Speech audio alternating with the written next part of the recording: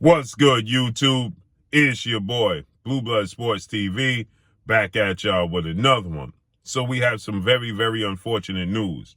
As the son of a legend, Nigel Benn, British superstar, Hall of Famer, Nigel Benn, his son, Conor Benn, welterweight star, British superstar, title contender, 21 wins, no losses, no draw, 14 wins by way of knockout, 26 years of age, 5'8" with a 70-inch arm reach. He was scheduled to take on a family rival this upcoming Saturday, okay, in a big showdown in the UK, that being former world champion, British superstar boxer, son of a legend, Chris Eubanks Sr., retired legendary Hall of Fame, iconic British superstar boxer, who is a rival with Nigel Benn. Their sons were supposed to face off against each other this weekend. Chris Eubanks Jr., that is, 32 wins, 2 losses, no draws, 23 wins by way of knockout, 33 years of age, 5'11" with a 72-inch arm reach. They were supposed to face off this Saturday. But unfortunately, which is very, very ironic. This is very, very ironic. But unfortunately, Conor Benn tests positive for a banned substance. And not only does he test positive for a banned substance, and now the fight is canceled, okay? But he tests positive for a banned substance, in which a doctor is now coming forward, and he's saying that this Dr. Usman Sajjad, okay, is a specialist in testosterone replacement therapy. He lists Conor Benn as one of his athletes he works with. So now you have Dr. Usman Sajjad that is saying that he, specializes in testosterone replacement. So he works with athletes trying to build up their testosterone, okay? And so he says he specializes in this area, right? And this was a fight that was supposed to be at a catchweight. And the reason I say it's ironic, because Chris Eubanks Sr., the father of Chris Eubanks Jr., he stated that he didn't even want this fight to proceed because this was at a catchweight of 157. If you don't know, Chris Eubanks Jr.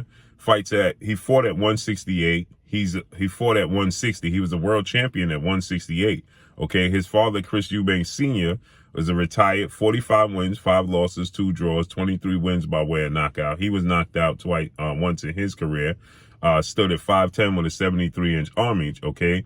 Back in 1991, he had a tragic fight in which, a fighter, tragically lost their life, right? And he didn't want his son to drop 3 pounds. Chris Eubanks Jr. was a champion at 168.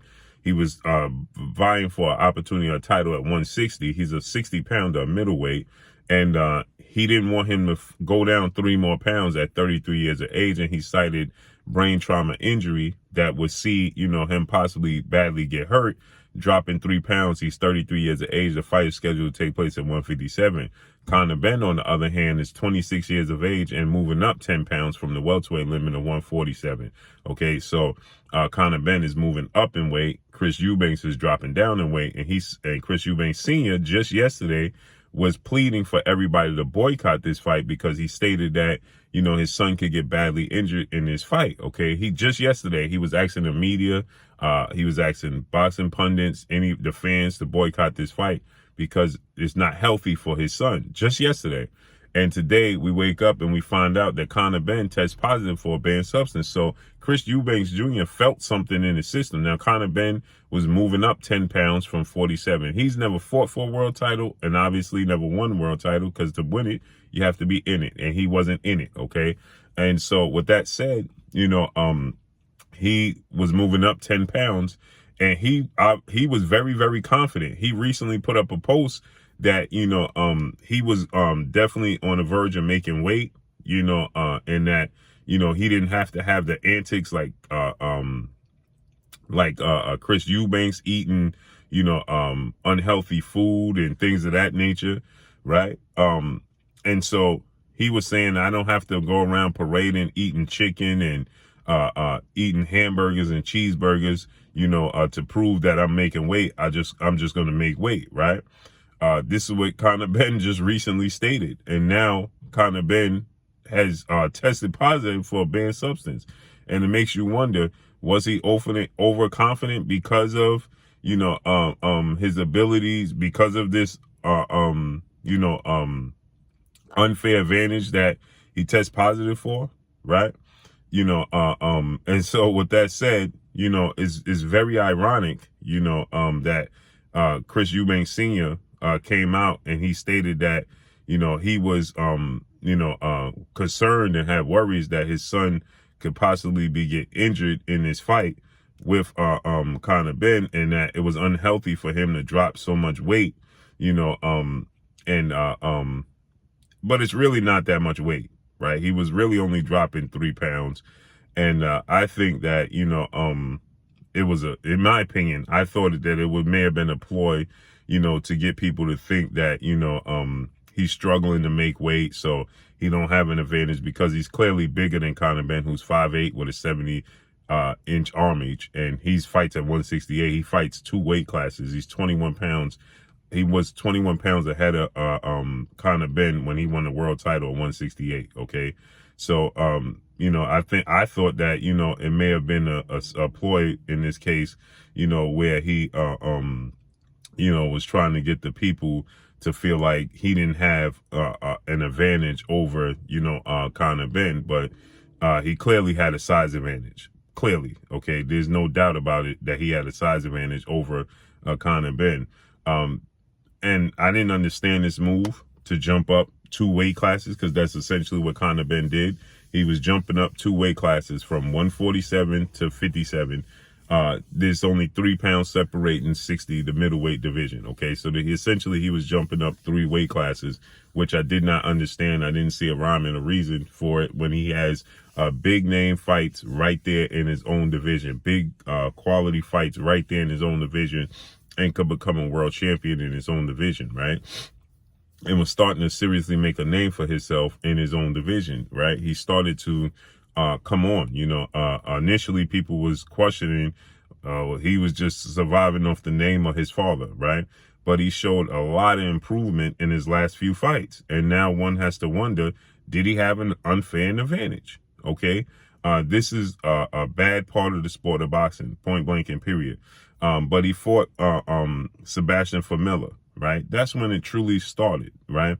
Back in November of 2020, because Sebastian Famila was a guy who went 12 rounds with Sean Porter, 2-time welterweight world champion, retired future Hall of Fame superstar boxer. And, Conor Benn was trying to make an example out of Sebastian Famila, because Sean Porter, and they use Sean Porter's name as promotion. Sean Porter couldn't do it, I'm going to do it the right way. Well, he went 10 rounds with Sebastian Famila, right?